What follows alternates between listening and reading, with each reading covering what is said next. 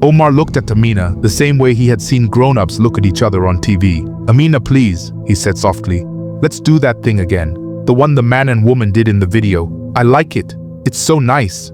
Tears welled up in Amina's eyes as she shook her head. "No, Omar," she said firmly. "I won't do that again. It hurt so much. I never want to do it again in my life."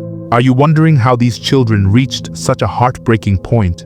Why is Omar asking Amina to do something so unspeakable? How did it get here? And where are their parents in all of this? Stay with me as we uncover the painful story of Omar and Amina.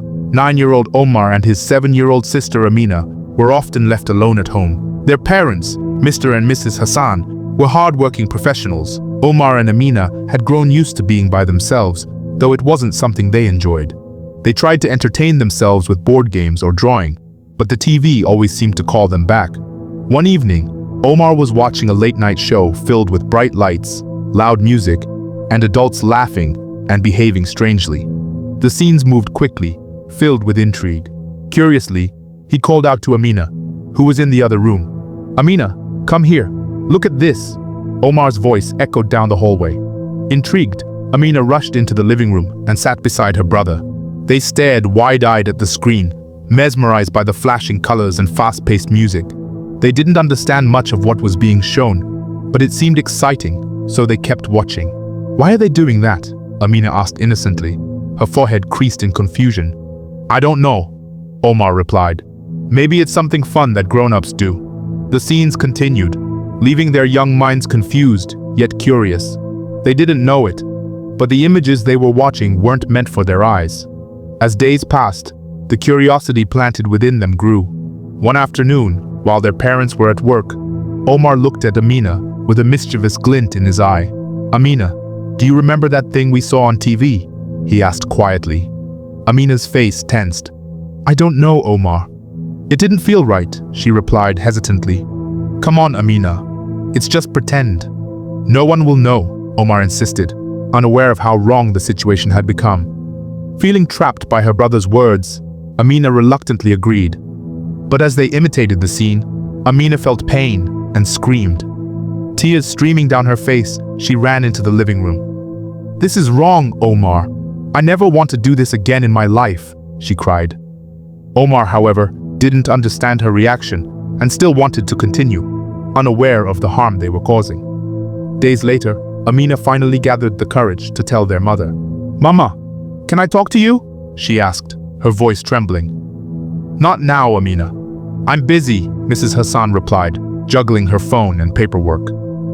Amina stood there for a moment, her heart sinking. Her voice faded into the background, unheard and unseen. She retreated to her room, tears streaming down her cheeks. Unable to hold it in any longer, Amina ran to their kind neighbor, Aunt Sifa, for help. Through tears, she told her everything. "You did the right thing by telling me," Aunt Sifa said, hugging her. "You're safe now, and we'll figure this out together."